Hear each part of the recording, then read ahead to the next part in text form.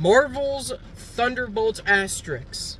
That asterisk does mean something, and we'll get into it in spoilers. So let's start with the positives of this movie, which there were a lot. This is probably one of the MCU's best in a while, and I'm a huge MCU fan. I mean, I would say every MCU movie that came out before Eternals, other than Thor: The Dark World, had something good about it. And then, they had a rough Phase 4. I think we're still in Phase 5, but we're about to enter Phase 6 with the next movie, Fantastic Four. So we've had a rough Phases 4 and 5, of just a rough multiverse saga. Okay. So what would you say were the positives? The positives were, all the characters were great. Favorite? Bucky.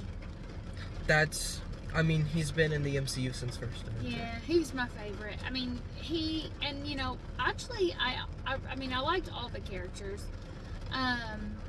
But yeah, Bucky. And then I liked, what's his name, Walker? The old... John Walker? John Walker. I liked him. Bob. Bob was fantastic. Bob, a.k.a. Sentry. Spoilers. Okay. I mean, most people know he's Sentry. Yeah. I think they show his powers in the trailer, and people are like, yeah, there's not another Marvel character that has Superman powers. Right. The only one is Sentry. So people saw him do that shit. They're like, okay, it's Sentry. I like the, another positive was Julia Louis-Dreyfus as the, power-hungry person. She was spot on. She did really good. So that's good. That's my positive. Okay, what about positives about, the plot? Oh, the plot was good. I mean, the plot was good. I mean, it was fine. Okay, so on a philosophical level, and they said this before the movie came out, this movie is about mental health. Yes. Depression. Yeah. Very big in that with the what's her name? It does that well, with still having to not be, with the fact it's not, I don't think, allowed to go too deep into any of those topics because it's a Marvel movie. Well, pretty deep when he's sitting there pushing, taking everyone's, poofing them away into their deepest, darkest memories. Yeah. Okay. But it does do that very well for what it can do as a Marvel movie. But I would say David Harbour is the standout. And I don't know the actor, but the actor who played Sentry did a pretty amazing job playing this, Superman if he had childhood trauma. And they say he has an addiction. They never say what it is. In the comic books, it's crack. I'm going to assume it's crack here. He said he was addicted to meth in this one. Oh. They said it a couple of times. Okay. Yeah. Okay, well, in the comic books, it's crack. Okay. Well, I guess they upped it a little, made it a little 2025. Mm-hmm. All right. So, negatives? Oh. So, we, in a PG-13 Marvel film, we can show somebody this is the first Marvel film that has done this other than the one R-rated one, Deadpool and Wolverine.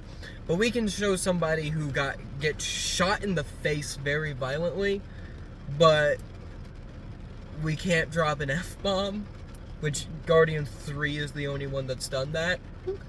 This is probably at least on the same par as Guardians 3. But I didn't see. Yes, they did shoot. I know, showing in the face, but then they never showed that. No, in the opening when she It didn't never showed it. Yes, it did. You mean the guy the collateral damage where he got and you could see that he had blood coming out of also there's there was no gaping somebody's face blown off. None of that was shown. None of that was shown. It's a little Robert De Niro Joker ending. Okay. But whatever. Also, it's weird to think if you can get then that the movie Anyway, I was about to say something way off topic. Okay, But no, I think it did very well at handling the subject of mental health. I think all of the characters were very interesting. John Walker is a douche, but a very likable douchebag. He is the worst. He is the worst, and in a lot of ways, he kind of reminded me of our current vice president. Him and our current vice president,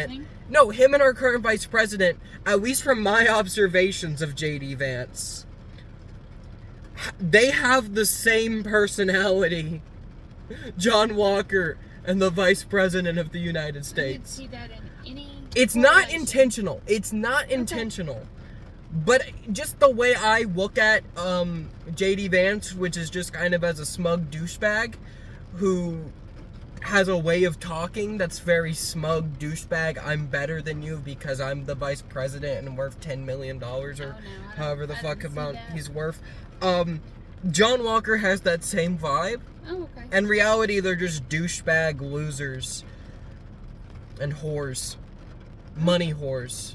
Okay, I didn't see that at all. I thought he was a redeemable character who had made bad decisions and realized he made bad decisions and was trying to recoup from that and do better. It's better to be a sex whore than a money whore. So that's what I saw. I need Let's to move on. Okay. So spoilers. They really didn't waste any time killing Taskmaster.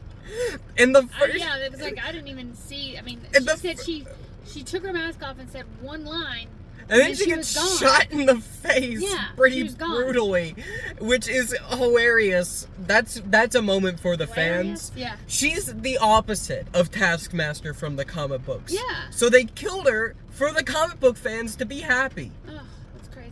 And good, right? I guess. I'm glad. About her, but that's horrible. Kill that bitch. What? What? I'm just saying. Okay.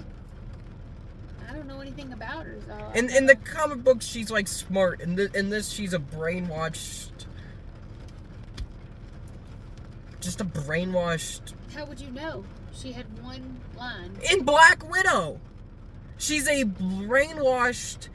Oh, I don't remember potato. Her. I don't remember in her. Black Widow, she is a brainwashed potato without the ability to remember anything. In the comic books, Taskmaster is a amazing mercenary who learns from watching people like Black Widow and Yelena. Okay, well then I'm gonna have to go back and watch that because I don't in remember anything about and then that in the character at movie Black Widow, they turned her into like a potato that can't do anything. Okay. It's like, but she's like really smart, and here she's, and here she's dead. She's but in Black Widow she's a potato. Okay. If she had been in this movie, she would have been a potato again. 7 times. What is there a better word than potato? I don't know. It's like what happened to the penguin's mom in the finale, where it's like she's a potato. She's stuck in the hospital, and I'm gonna have a hooker dress up as her. And anyway, And then we have. That and they're not the Thunderbolts. They're the Avengers. Oh yeah, they're the new Avengers. The new Avengers. So yeah. this is actually an Avengers movie. Yeah. Okay, trailers. We got Jurassic World Rebirth. Which we've seen a couple of times now. This is the 3rd time we've seen it. Because it's a Jurassic, we'll probably watch it, but, probably stream it. Mission Impossible 8. We've talked about that one last time. I'm just not interested in it, but I know a lot of people are going to be really, wanting to see it since it's the last of a, series or whatever you would call it. Yeah. Fantastic Four. Definitely gonna see that one. It looks really, really interesting and really good. We got another Disney related property film before this. I don't remember. How to Train Your Dragon. It's exactly like the animated one. I mean, even at times it even looks animated, so I don't see any reason why it's gonna. I mean, unless it comes out when school lets out, and it's just one of those Wednesday summer movies, that's how it's going to make money. Yeah. Yep. That was it, I think. I think so. Okay. Well, what's your grade? I would give this definitely a B plus. I thought it was really good. I give it an A. Oh, nice. Nice. Okay. Perfect. All right, go see it. Mm-hmm.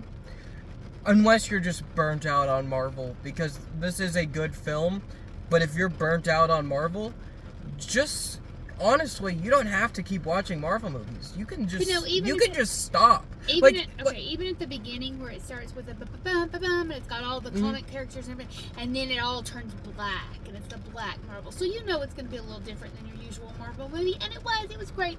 B plus, B. But no, I just think if you're burnt out on Marvel movies, nobody should force you. I recommend this to people who aren't burnt out on Marvel films. I'm like, if you're burnt out, you can stop watching them. It's fine. Right. I'm burnt out on Disney live action remakes. If you have that same burnout that I have for Disney live action remakes for Marvel films, just do what I do with the Disney remakes. Okay. Thank you.